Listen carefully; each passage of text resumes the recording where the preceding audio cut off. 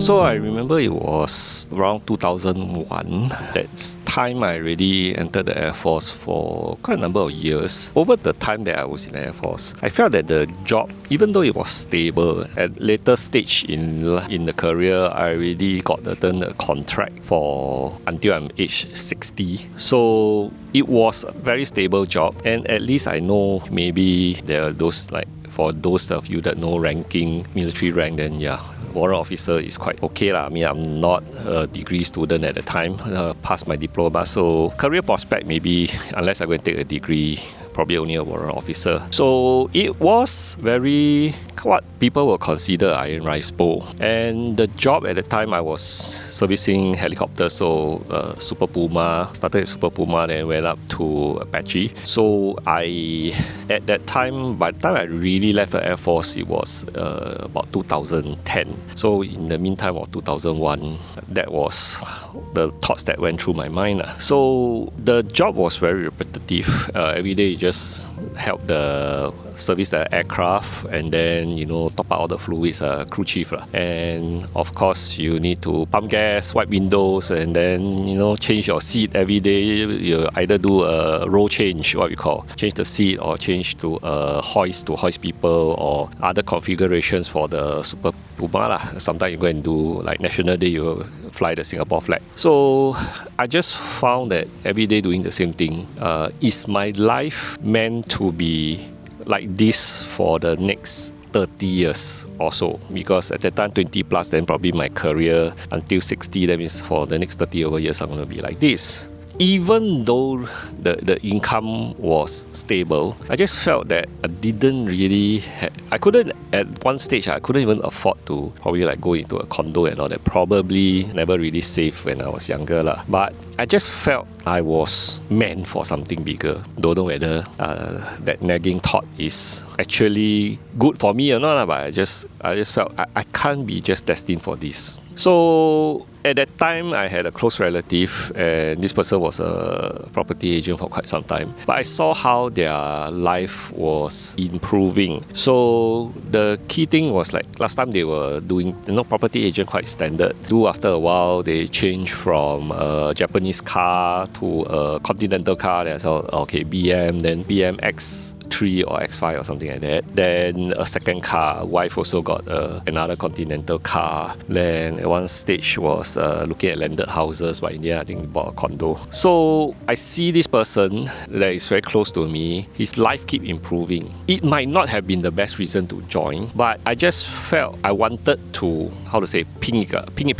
That means I try. Am I really destined for this monotonous job? I don't think so. Maybe I'm meant for something better or bigger. It was never, don't get me wrong, it was never so noble. It was not a noble cause for me to join real estate. And I think a lot of agents are also in the same case. Some join because they have friends or relatives who are doing very well, and they thought that, hey, this person, maybe in life cannot make it. My ex-colleague cannot make it, but real estate agent can can earn big bucks. Then I am maybe better than them. I cannot. So those were the thoughts. If this person can, why I cannot? Don't make sense.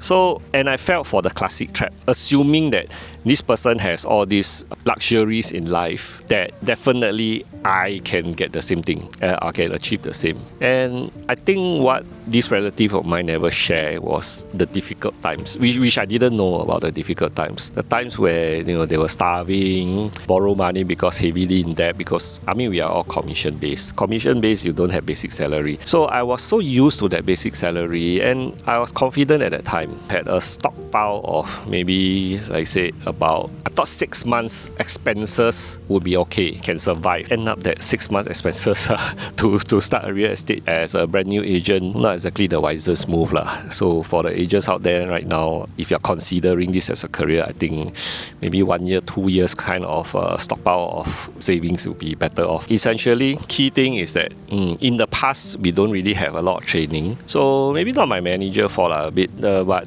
I didn't really receive any training, didn't know what to do. and you were just thrown, like, it's not this shallow shore area. It's thrown in the middle of the sea and expect you to swim. And that was my start. So naturally, I didn't know about the pitfalls. What you have consistently months of zero earnings. You got nobody to talk to. I'm an introvert by nature. Some of you who watch my TikTok live, you will know. And I don't have primary school friends, no secondary school friends. I mean, like, we know each other, but I don't go out with them often. I don't go out for meals often. Yeah, so that's just not my nature lah. So great people, but I just don't want to, I'm not a sociable type. So primary school don't have, secondary school don't have. Yeah, my poly friends, yeah, they're like zero. And uni also, I don't keep in touch. My work friends also very seldom. So I'm a person with no network. So how is an introvert that has no network and no friends to give you business and no training going to survive as a real estate agent? And I really feel that at that time I joined for the wrong purpose. I joined because I thought it would be easy to get rich. The person I joined would teach me. Money was the foremost thought, which now looking back, I feel money should not be your foremost thought when you join real estate. It's a common thought for most people who are contemplating this as a career change and think that real estate is a good backup. If I lose my job, I got my real estate license, and this is something that I can easily catch up, I can do just because there are people that have success, then it's easy for me to duplicate that same success. But in reality, I think fundamentally, because of this, the way you start off is already wrong. Knowing what I know today and certain life challenges that I experienced that I will share in other YouTube videos, the core consideration for you doing real estate should be, number one, you really have the passion for this. You really feel that you want to help people in their real estate journey. You want to be part of somebody's life journey and not about how much you can make from them. Because if your thoughts are maybe new launch, I mean, everybody know new launch is the maybe out of the highest commission of all the segments, but overall come into real estate, and say some people say, yeah lah, I want to start off selling people's houses, and yeah, it's going to be a lot of people going to give me business and I'm going to do well. Core fundamental idea that you're doing it to make a good living, you're doing it to get rich, to me is flawed. And we really shouldn't, as experienced agents, those experienced agents out there, you shouldn't be imparting this to the newer generation. Like nowadays, it's all about whether are you a millionaire? You want to recruit? Are you a millionaire agent? Have you done well? If you are a millionaire agent, then you can teach me to be a millionaire agent. But I rather focus on the fundamental. If you are helping your consumer will make good property decisions, for example, then these consumers will, let's say, turn friends. If they make money in the future, they will definitely remember who is the one that helped them. And if they lose money, I think most will actually also blame the agent. Some will, some won't, but I've seen some that don't. But essentially, my feeling is that if you do the best for your client, they can sincerely tell, and they would also likely look back for you as a recurring business in the long run, and you accumulate what I like to call good karma rather than harm people. Are there many clients in my career that I've met that are in a very bad position because of bad advice? Yes, and I would prefer that if you're recommending things to buy or properties to buy as an agent, then do it in your good conscience, because if you're experienced enough, you already know certain projects are going to fail before you even sell it. Or certain units have very bad attributes, and that's just not something that we should be sharing with our consumers. If we really do care for them, yes, these undesirable units will be the highest commission usually, but I don't think you should be having this kind of mentality when you're selling, and that's a very bad mentality to start. So after I joined real estate, I started at PropNext back in 2001. So just on a part-time basis, but I discovered that this career isn't the easiest. I really lost track of how many months I can go. Of course, it is a part-time basis, but as a part-timer, in order for you to have that stability, naturally you would think that I want some kind of consistent income before I dare to go full time lah. And many years, it was not something that I managed to do. So I remember my manager, typically he will tell me this. He tell me that, so introverted. You'll never succeed in real estate. Like I said, not the best way to start property journey. And they say, I think you remember one thing that until today I remember very clearly. He said, you will never succeed as a real estate agent, because of your character. And till this day, I remember this thing. Not the best motivation to start. I think that's what you get for joining somebody that is too close to you. So typically, I think at the time I mentioned, training was not a big thing. So basically got no training and you don't know what to do. Lead generation was very typical. Just, either you throw flyer, do roadshow, or go door knock. Other than that, no social media, no nothing. So it's pretty hard for someone to start. It's really hard work. Fast forward to the time that I decided to go full time in 2010. I think it was still a situation that I felt very, very frustrated at work in Airforce. Still Airforce for so many years. And at that time, I think I reached my breaking point.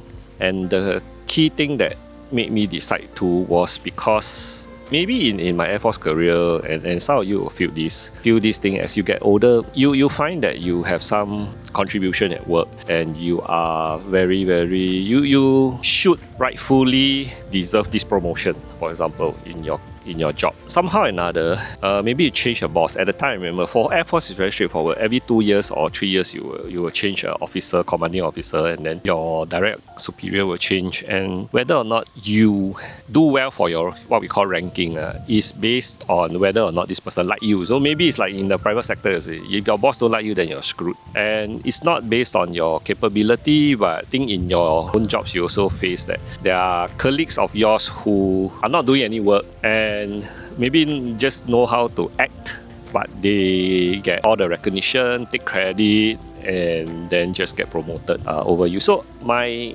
situation was something like that. So I felt that just because my officer didn't really like me, because I can do work. In fact, at one stage, don't mind me sharing, I even won the Soldier of the Year. So I think, how come a person can win a Soldier of the Year for a base, and then promotion you get overlooked and your junior get promoted before you, just because your officer at that time maybe 跟你的八字 your 八字 not tally or not in sync.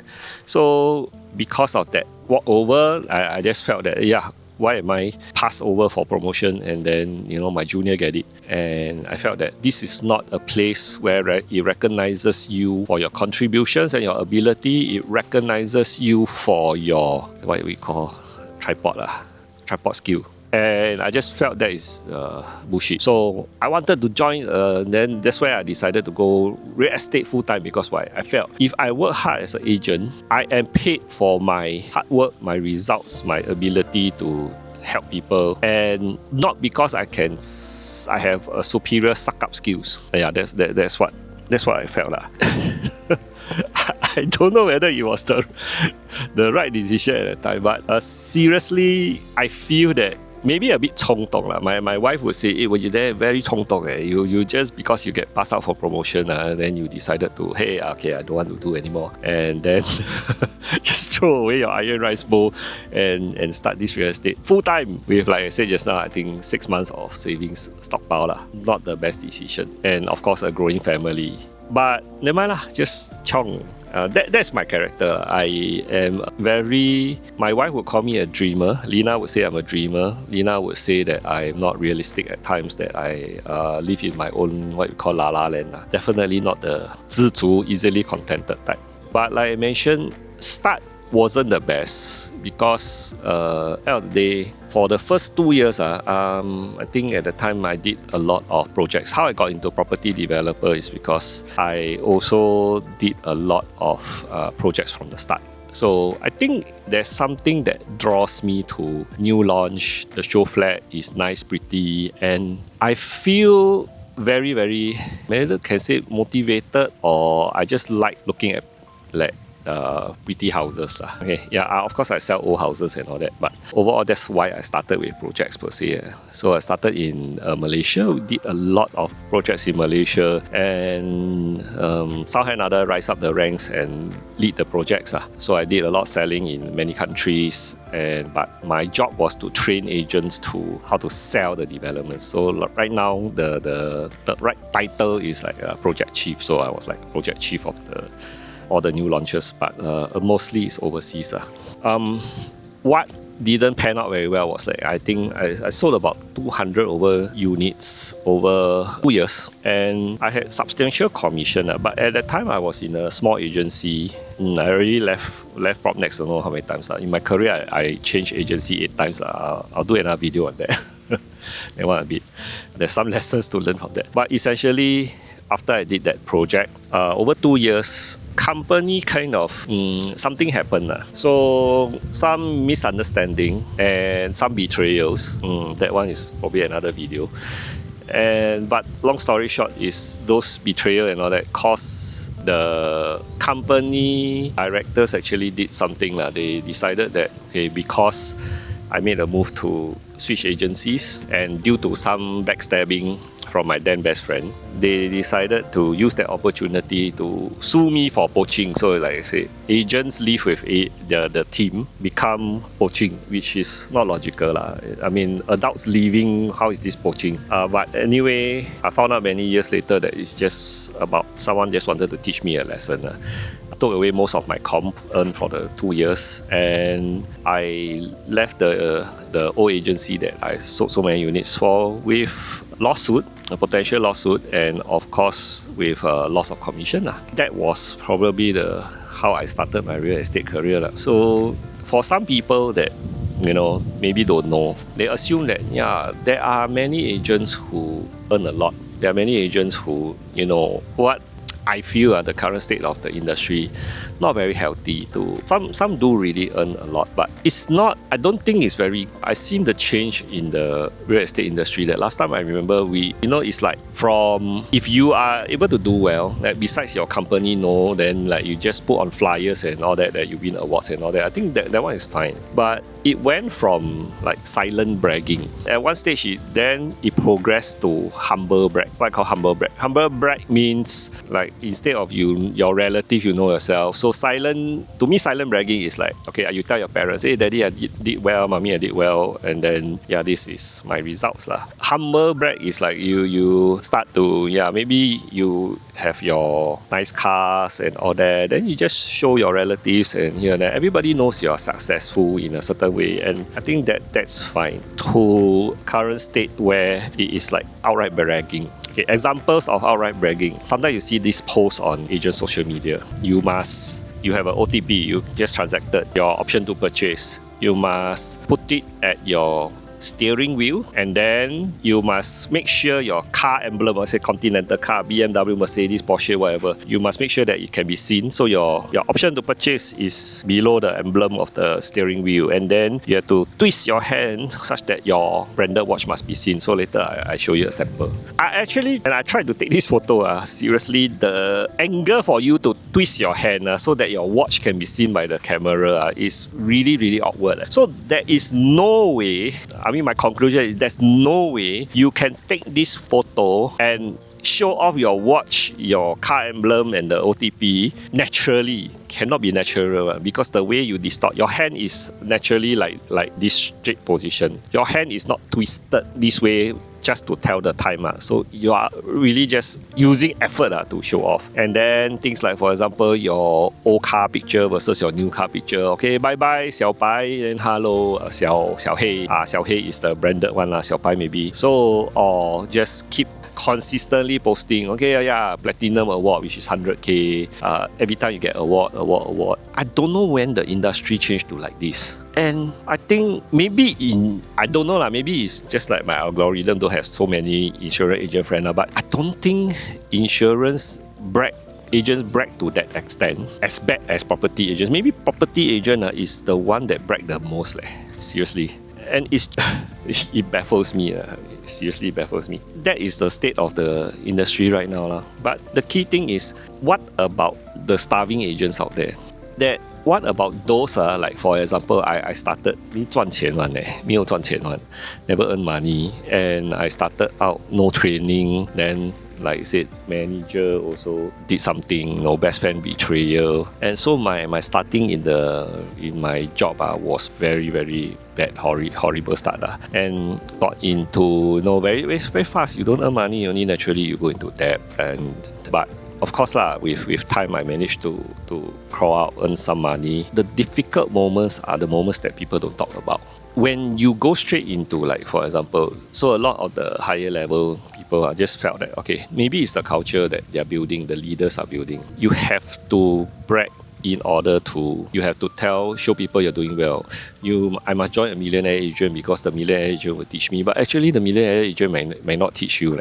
And that is the very strong misconception a lot of people have. A lot of them why they are able to recruit so big a team is because you're just a number. But in reality, I can tell you, maybe some people feel that you have the 80-20 rule, that 20% will earn 80% of the income. But in real estate, I think it's more extreme than that. In a sense, I did a calculation before. I feel for you to earn very good income, it's probably only the top 1%. Maybe barely make it is maybe like you say top 2%. But it's definitely not 80-20. That 80-20 concept is flawed thing that most of us feel. So if we really look at it, I talk to so many starving agents, I talk to so many people that are not doing well, but the ones who do well are the ones on social media. You never ever recruit telling people about the challenges that you face. You just say that, okay follow my system, you sure do well. Cannot, don't have one. There's no leader with good 80% make money one. All of them are a very small percentage make money one. So it's the numbers game. And I just felt that if you are going to do real estate, this is a core consideration that you should have. Be it start out, for example, do not start out based on thinking that you make money easily. I think that's one major issue. And the other thing that you should really consider is that if you do your career focusing on helping people, how to improve people's lives, then your career is in a way more meaningful, and you also have that longevity. And the weird thing that I have discovered is this: if you truly put your heart to helping people and helping families improve their lives through their real estate investments or maybe for their own stay, you'll find that the money comes naturally. In life, that's the mysterious thing about life is this: if you put your heart into helping others, whether they make better decisions or make better property choices, when your heart is in it, people can see whether you're genuine or not. And people also will, it's funny how it will end up, your business will do better and better because you're sincere in your everyday life. You conduct your business with ethics, and this is more sustainable than going for those ultra high com, but the client go in only. And some of the clients really trust their agents, and you come in, buy something that they regret, and turn out it doesn't do well, down the road. And you're harming, you can take the money, put it in your pocket, spend it, but the client is left with the repercussion. And I don't think that should be the way that we conduct our business. So, this has been quite long already, but essentially, this is what I want to say. For the agents out there, help people wholeheartedly. I'm not trying to be noble or anything, don't get me wrong. Help people wholeheartedly, and your business will grow by itself. That's what experience has told me over the number of years. Okay, so with that, I'll end this episode. Take care. Bye-bye.